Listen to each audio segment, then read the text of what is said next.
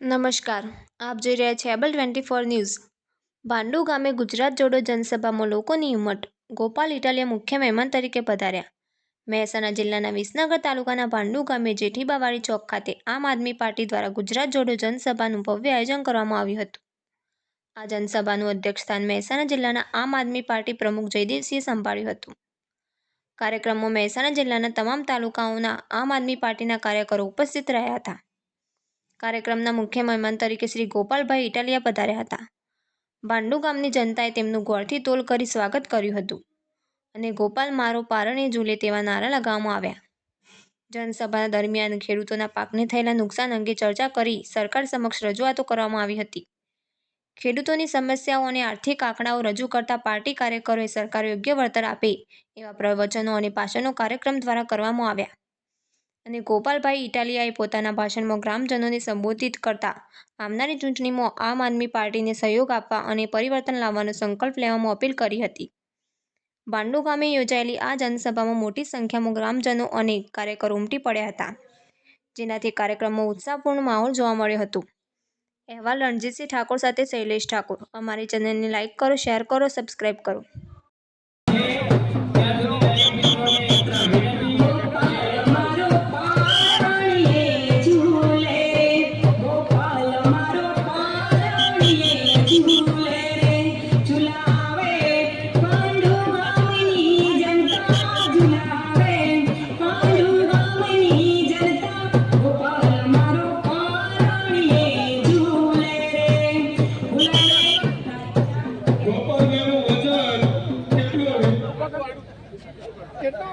જેટલું વજનનો ભાવ એટલું જ ગુજરાતમાં ઝડપી શાસન આવવાનું છે એને આવકારવા માટે ભાંડુ ગામની પવિત્ર ધરતી ઉપર ગુજરાતમાં પહેલીવાર ગોળથી કોઈને આજે મહેસાણા જિલ્લાના ભાંડુ ગામમાં આમ આદમી પાર્ટી દ્વારા ગુજરાત જોડો જનસભાનું આયોજન કરવામાં આવ્યું હતું।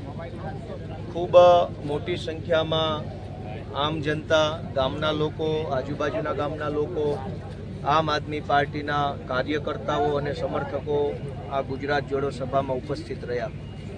જે રીતે વિસાવદર વિધાનસભાની ચૂંટણી પછી ગુજરાતભરમાં લોકોની અંદર એક નવો આત્મવિશ્વાસ પ્રગટ્યો છે, લોકોમાં હિંમત આવી છે, લોકો બોલવા લાગ્યા છે અને ખુલ્લીને પોતાના હક અધિકાર માટે લોકો ભાજપ સામે અવાજ ઉઠાવવા લાગ્યા છે। એવા જ જોશ, એવા જ ઉત્સાહથી આજે આ સભામાં લોકો આવ્યા હતા। એ બતાવે છે કે વિસાવદરથી શરૂ થયેલી ક્રાંતિની આ લડાઈ ઉત્તર ગુજરાત સુધી પહોંચી ચૂકી છે।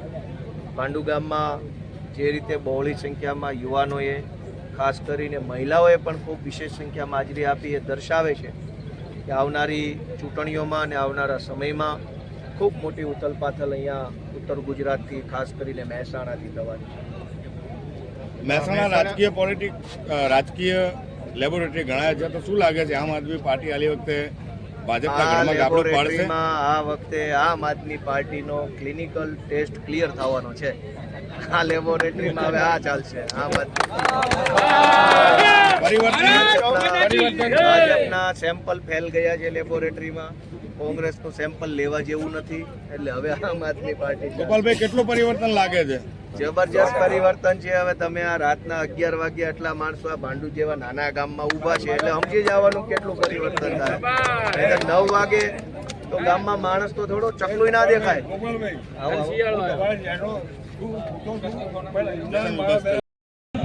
ભ્રષ્ટાચાર સ્પષ્ટ દેખાય છે।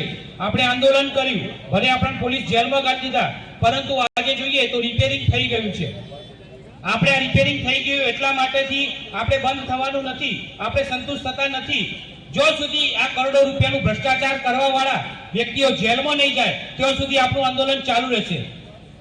આપણે ટૂંકના અંદર આપણે કહી દઈએ તો પરિવર્તનની અત્યારે આંધી લાગી છે અને ગોપાલભાઈ ઇટાલિયા સાહેબના સાનિધ્યના અંદર જ્યારે ભાંડુ ગામના ઐતિહાસિક ગામના અંદર જ્યારે એમની ગોળ તુલા થઈ છે, તો હવે આ ગોળની જે મીઠાશ કરી એ આખા ગુજરાતના અંદર પ્રવેશશે અને એના કારણે, એના સ્વાદના કારણે ગોપાલભાઈની એક તો એમનો અવાજ, એમની જાગૃતતા, એમનું નોલેજ એટલું બધું પ્રખર છે કે આપણે બધા એમના દીવાના છીએ।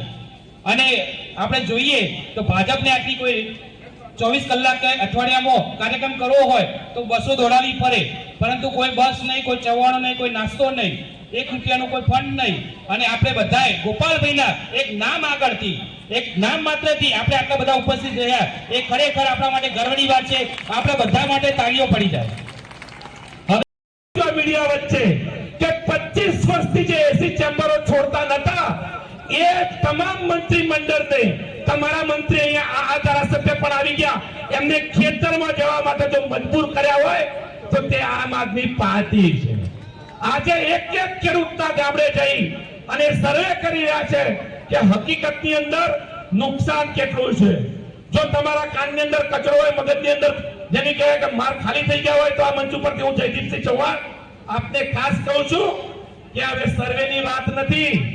અમે આમ આદમી પાર્ટીના મંચ ઉપરથી ઘણા વર્ષો 2008 ની અંદર જ્યારે મહામંદી હતી, ત્યારે તત્કાલીન યુપીએ સરકારના મસીહા એવા મનમોહનસિંહ દ્વારા જ્યારે દેવા માફી આપવામાં આવી હતી, તો ચાલુ વર્ષે પણ જ્યારે કમોસમી માવઠું પડ્યું છે, ગુજરાત તો ખેડૂત પાયમાલ થઈ ગયો છે, કશું જ બચ્યું નથી.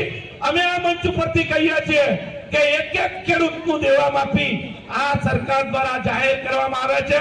રાહત પેકેજ અમારે જોઈતું નથી, માત્ર એક જ વિકલ્પ ખુલ્લો રાખીએ છીએ, દેવા માફી, દેવા માફી ને દેવા માફી. આ ગામની અંદર મને જાણવા મળ્યું છે જમીન સંપાદનની વાતો ખેડૂતો આજે ઝઝૂમી રહ્યા છે પોતાના હકો માટે. ટીપી સ્કીમની અંદર કેટલા ગામડાઓની અંદર 40% કપાતની અંદર સમગ્ર ગુજરાતભરની અંદર અનેક મહાનગરોની અંદર, નગરોની અંદર આજે ખેડૂત ઝઝૂમી રહ્યો છે. કારણ કે બાપ દાદાએ પોતાની આજીવિકા માટે જે જમીન મા ભોગે વસાઈ અત્યાર સુધી ટકાવી રાખી, એને સરકાર એના મળતિયાઓને આપવા માટે એક મહા અભિયાન છેડી રહી છે.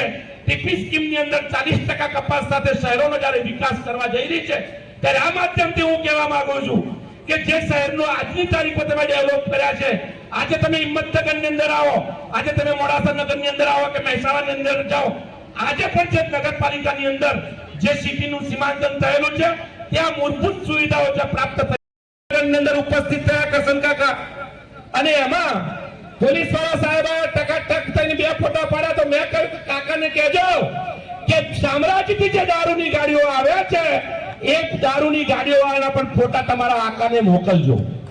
અને આ રીતે હું જો વાત કરવા જાઉં તો આ 200 મહિલાઓ આ જ ગામની અંદર આ દારૂના ભોગે જ્યારે વિધવા બની છે, ત્યારે ગુજરાત સરકારની અંદર છેલ્લા 25 થી 30 વર્ષથી જેને કે અડ્ડો જમાઈને બેઠી છે એવા બુટલેગર શાહી સરકારના પદાધિકારીઓને કહેવા માંગુ છે કે મારી બહેનોને ન્યાય ક્યારે મળશે.